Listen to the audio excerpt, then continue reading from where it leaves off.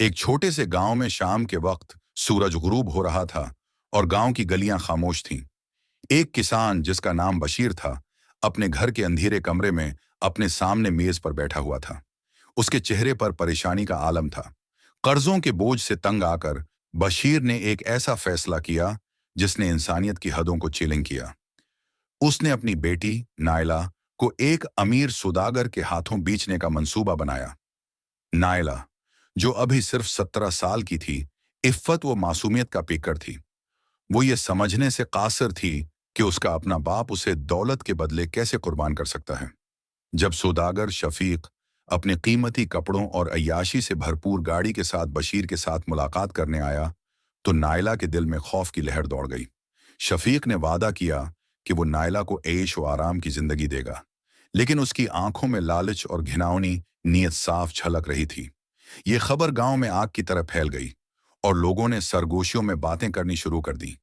जब ये बात गांव के एक नौजवान अली तक हुई पहुंची तो उसके दिल में गुस्सा और बेचैनी जाग उठी। अली निहायत दिलेर और इंसाफ पसंद था और नायला को अपना दोस्त समझता था। वो जानता था कि उसे कुछ करना होगा, वरना बशीर का घिनौना इरादा नायला की जिंदगी तबाह कर देगा। अली ने अपने करीबी दोस्तों को जमा किया और उनसे मदद तलब की। वो सब उसके साथ खड़े हो गए। हम ये होने नहीं दे सकते, अली ने कहा।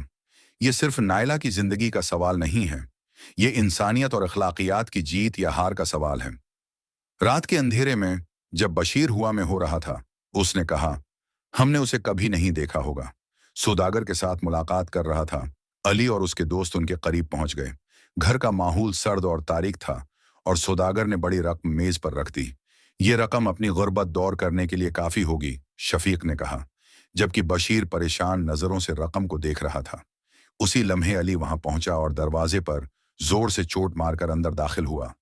रख जाओ, अली की आवाज गूंजी जैसे बजली की गर्ज। उसके चेहरे पर गुस्से और दिलेरी का इजहार था। बशीर चौंक गया। सौदागर का चेहरा गुस्से से सरख हो गया। ये तुम्हारे मामलात नहीं हैं, लड़के, सौदागर ने कहा। लेकिन अली ने बेखौफ होकर जवाब दिया, ये मेरे मामलात हैं जब बात नायला की जिंदगी और इज्जत की हो। अली ने बशीर को समझाने की कोशिश की। आप एक बाप हैं, उसने कहा। आप अपने बच्चों को मोहब्बत और तहफ़्फ़ुज़ देने के लिए हैं, न कि बेचने के लिए। दौलत तो आती जाती है, मगर इज्जत और रिश्ते हमेशा कायम रहते हैं। आप अपने फैसलों का इंजाम नहीं समझ रहे। बशीर ने अली की बातों को नजरअंदाज किया और रकम उठाने के लिए आगे बढ़ा।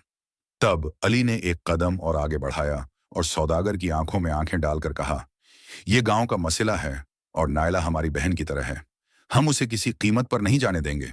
सौदागर गुस्से से रोता हुआ बाहर निकल गया और पैसे वापस ले गया। बशीर, जो पहले सिर्फ अपनी गुर्बत के बारे में सोच रहा था, अब अली की बातों से मुतासिर हो चुका था। वो खामोश था और उसकी आंखों में आंसू तैर रहे थे। उसने नायला की तरफ देखा, जो दरवाजे के कोने पर सहमी हुई खड़ी थी।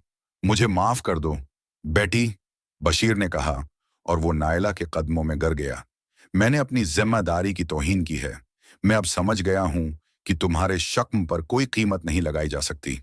अली ने बशीर को सहारा दिया और कहा, गुर्बत कोई जुर्म नहीं है, लेकिन अपने उसूलों को बेचना सबसे बड़ा जुर्म है। हम सब आपकी मदद करेंगे।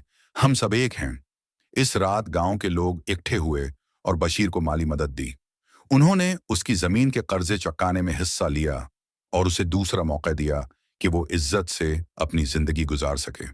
नायला आजाद और खुश थी और अली ने यह साबित कर दिया कि दिलेरी और इंसाफ हैं जो इंसान को इज्जत से अपनी जिंदगी गुजारने की इजाजत देते हैं, हमेशा अंधेरों को रोशनी में बदल सकते हैं। कहानी ने गांव के हर फर्द को एक सबक दिया कि इंसान की इज्जत दौलत से कहीं ज्यादा कीमती है और हमें हमेशा जुल्म और नाइंसाफी के खिलाफ खड़े रहना चाहिए।